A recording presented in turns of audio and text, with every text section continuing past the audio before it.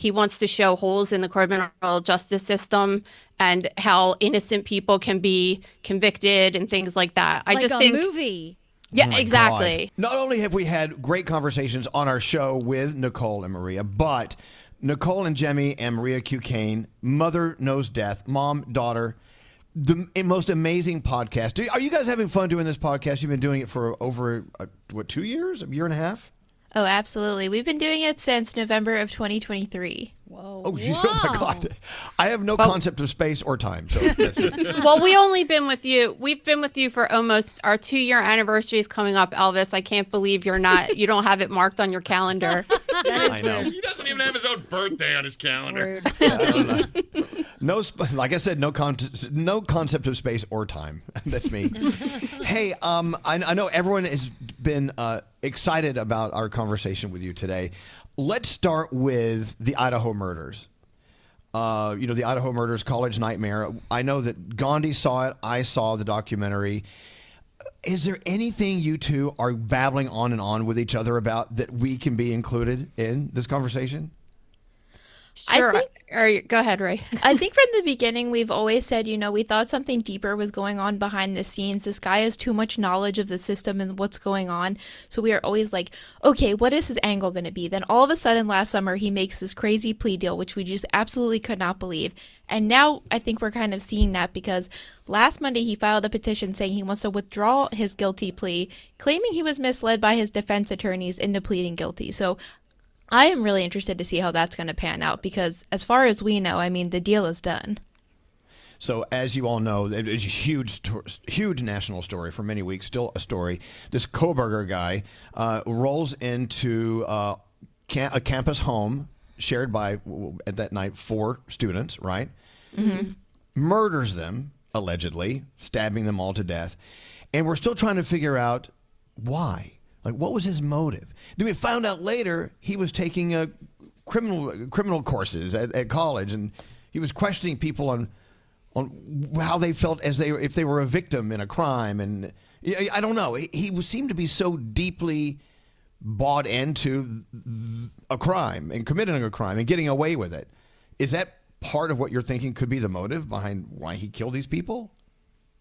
Yeah, he was not only just taking criminology classes, but he was getting a PhD, which is the highest level of education that you could get in that field. So he really knew everything about crimes. He was a PhD student in it, right? So I've always said this. I don't know if you guys know this, but as soon as he got arrested, the very first question he asked was, has anyone else been arrested in relation to this crime? Which I thought was really interesting. So you could look at that 2 different ways. Like either number 1, he was just trying to throw people off, or number 2, there is another accomplice, which a lot of people think that there may be just because of the amount of killing that the vigorous actions it took just to kill 4 people in that short amount of time, and how even though they do have some evidence, forensic evidence linking him, there's also a lot of holes in the story.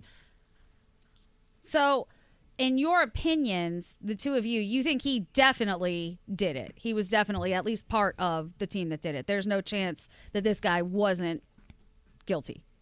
Gandhi, have you seen his eyes? Come on. No. Listen, as soon as I saw him, I was like, he did it. But I suck, and I'm not a legal expert. I don't look at all the evidence. I just go based on vibes. So I feel like for you guys, having the evidence, and I know you guys pull autopsies, and you look at all of the, the police records and the crime reports, you definitely think that this guy is guilty.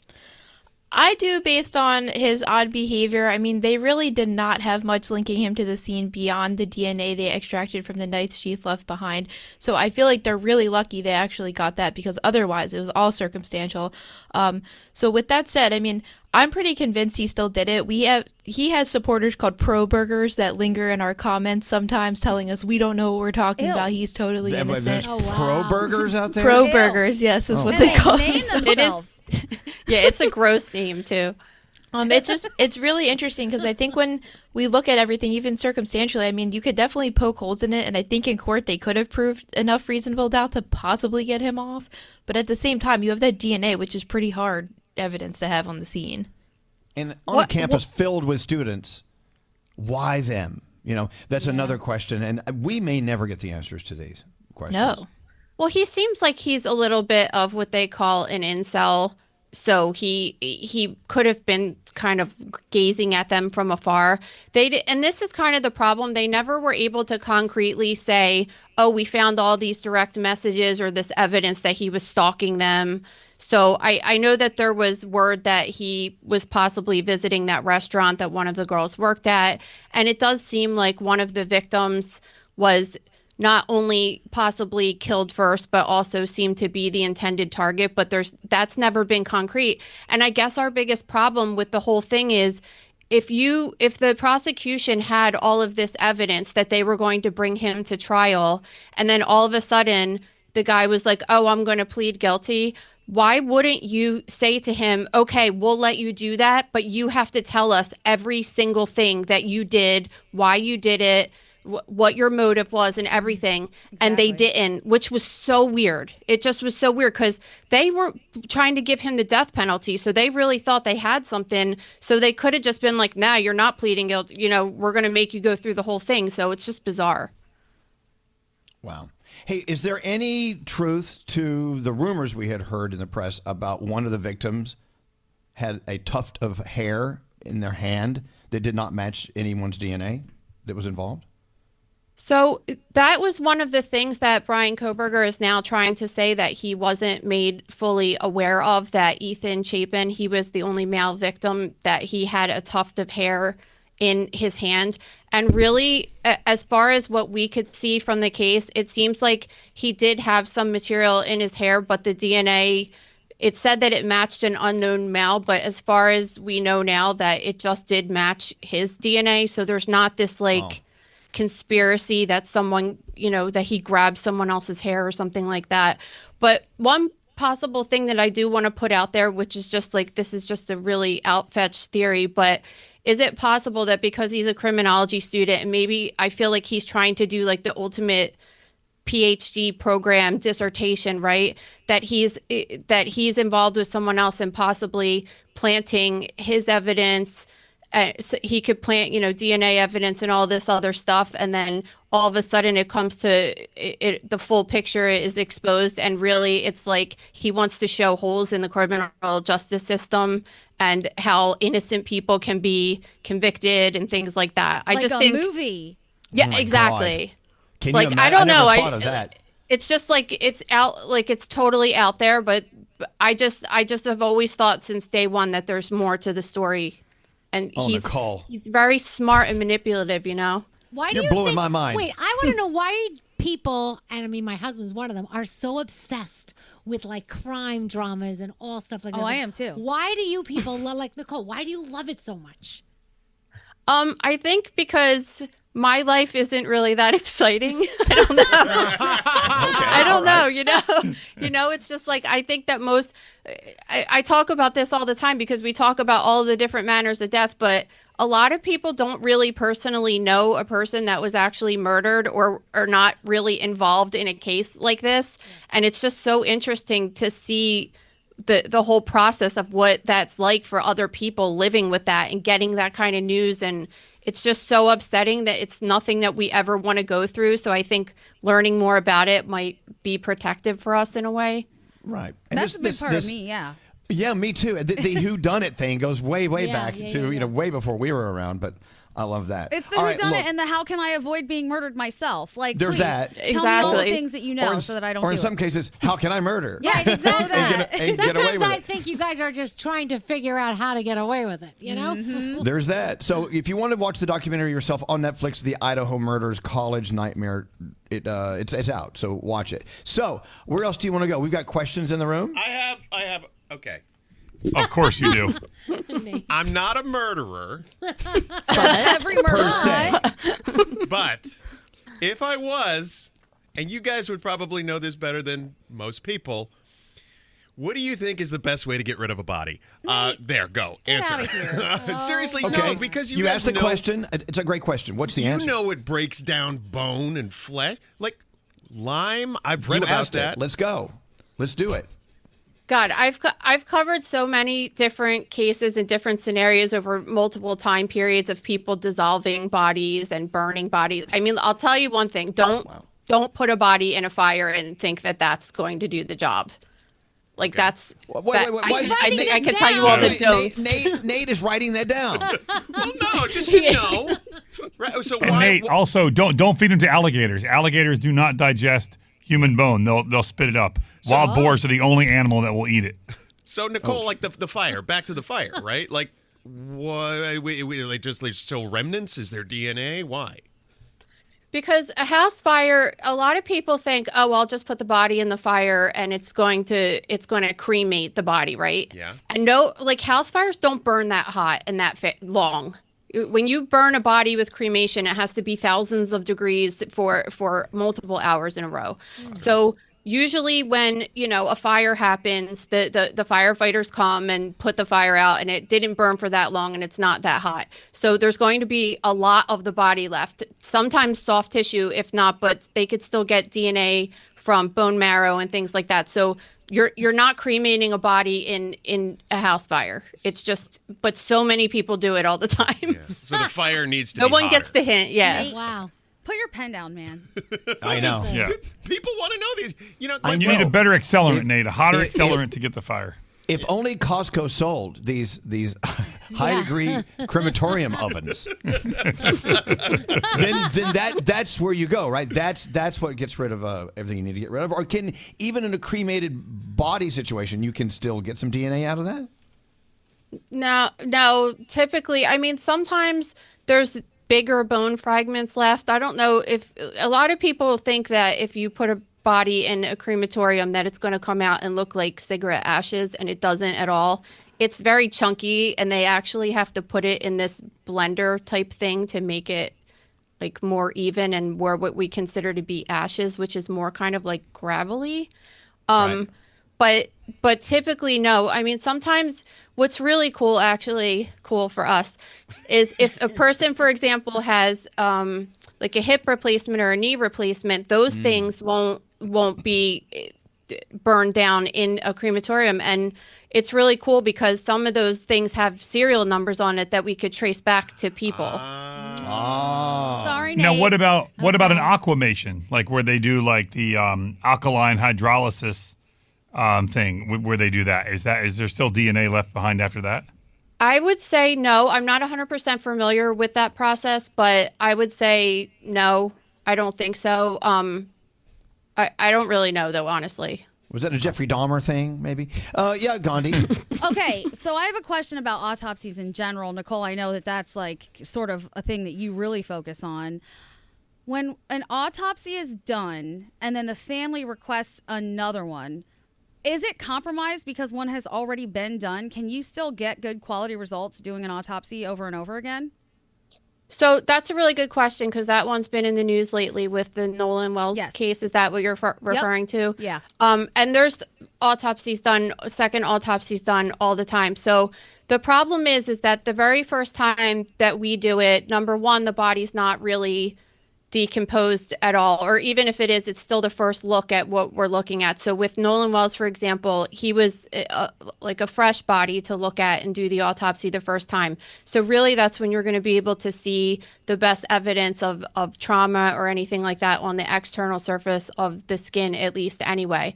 And once you take all of the organs out, everything, essentially, when we do an autopsy, we take the organs out either in blocks like heart and lungs together, or we take them out one by one. But when we're done with them, we take them out of the body, we dissect them there to look at things, and then we throw them in like a trash bag, essentially, that we put back in the body and sew it up and send it to the funeral home. Wait, right? you don't put them back where they belong? You just put them in a bag and throw them back in? What's the point? Yes. Oh. Well, but you can't put them back where they belong. That's the thing. Well, I mean, That's the problem. It's like the liver and giblets in the turkey. I It mean, 100%. That's what it is, right? it's the same thing. All right. So when they get the autopsy for the second autopsy, they're now getting the shell of a body with a bag inside filled with organs. So although you can take it out and reconstruct it, so for Nolan Wells, for example, they're looking for evidence of trauma. And I know that they were saying that his neck was missing, right? So I'm not exactly sure why the first medical examiner's office kept the whole neck, the neck block, which would be like the larynx or the voice box and usually part of the trachea and the thyroid gland and things like that. But that's where you would look for manual strangulation. And that whole entire area of the neck was missing, which means that the original person that did the autopsy kept it aside for some reason. So like when they're looking at it for the second autopsy, they can't look at that and really rule out that he was like at least manually strangled, because you would see the hyoid bone in the neck could be broken, or there could be hemorrhage in the muscle. But technically there should still be some kind of evidence of that on the external surface of the neck. So you would see bruising, you could see like thumbprints sometimes. And of course, if it was done with a ligature, you could see a ligature mark. Now, I believe Nolan Wells, because his autopsy report hasn't been released as of this second.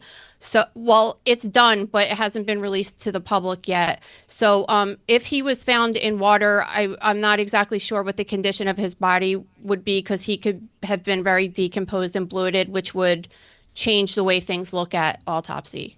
Wow. Hey, Maria, congratulations on having a child, by the way. Thank you. Mama. But which brings me to my question. Maria, I mean, having Nicole as your mom, and now you're both partners on the podcast and everything else you're doing. Were you ever just repulsed by everything your mother was fascinated by? And do you want to raise a kid in your house to be understanding? It's at the foundation, it's science is what it is. Science, and of course, going off into something a little more focused on autopsies and death and organs and all of this? I think that having the knowledge sometimes is really great, because you know it's about not having a fear of death, because you have to understand that it's inevitable and it's going to happen. So just trying to live your life understanding that it happens to everybody and making the best of it. But with that same breath, I want to say childhood was a little torturous for me, because Okay, talk about it. I had a teenage mom, obviously, so we had a unique situation. And when she was going to college, sometimes she couldn't get a babysitter, and I had to go to college with her. So I saw a lot of stuff that maybe I didn't want to see. And then when I was 15, I was too young to get a job in the state of New Jersey. So at that time, so she was like, "You're coming to the hospital to intern with me this summer." And boy, was that horrible for me. So first day, she lifts a placenta out of a bucket and goes, "Look at this." And I wanted to pass out. Every day I felt like I was going to faint. Finally, she let me start doing work in her office a little bit, and then eventually I was able to wiggle my way out of that internship, because I just hated every second of it. Wow. But talking about it versus touching it, two different things, right? Oh, absolutely. I mean, even I could, on our podcast and on the radio, talk about the most gruesome stories, but even when she's doing a lecture and she's showing pictures of these gruesome things, I feel like I'm going to pass out. At CrimeCon, when she does her lecture, I set her up, I make sure she's good, I go in for a couple of minutes, take pictures, and I walk out and walk around the convention. I can't handle it, even though I put the PowerPoint together. Wow. You know what? Hanging out with you, Nicole, and you, Maria, every single time is just so fascinating. I don't want to wrap up, and even though Nate's telling me to wrap up, one more circle around the room. Who wants to bring something up? Who has something they want to ask? I still haven't gotten an answer to the best way to dispose of a body. Because you're taking notes like a creep. You know when you see it in like a show where they put you in like the ice chest and then like they pour like that chemical on you that melts your body? Does that work? Yeah. Like that whole Breaking Bad thing where they were using the barrel and the acid. Yeah, the the acid. acid. That acid. Does that work? There was actually just recently a case of a terrible child abuse case of some parents that put their child in some kind of I don't know exactly what it was, but some kind of a chemical that, but it didn't break down her body 100%, but they were able to tell. So number one, yes, they were able to identify her. And number two, they were able to tell that the parents tried to disintegrate her bones with some kind of a chemical. Sorry, Nate. Yeah. Okay, all right. Yeah. Thanks for bringing it up, though. We need to know these things. Do we? All right. Well, there you go. Nicole, Jimmy, and of course, and Jimmy, and Maria Q. Kane, thank you so much for being on with us and sharing all the fun. And of course, the podcast, Mother Knows Death, wherever you get your podcasts, especially at the iHeart Network. Thank you so much for being here. Thank you, Nicole. Thank you, Maria. Thank you. Thanks. Thank you. Fabulous.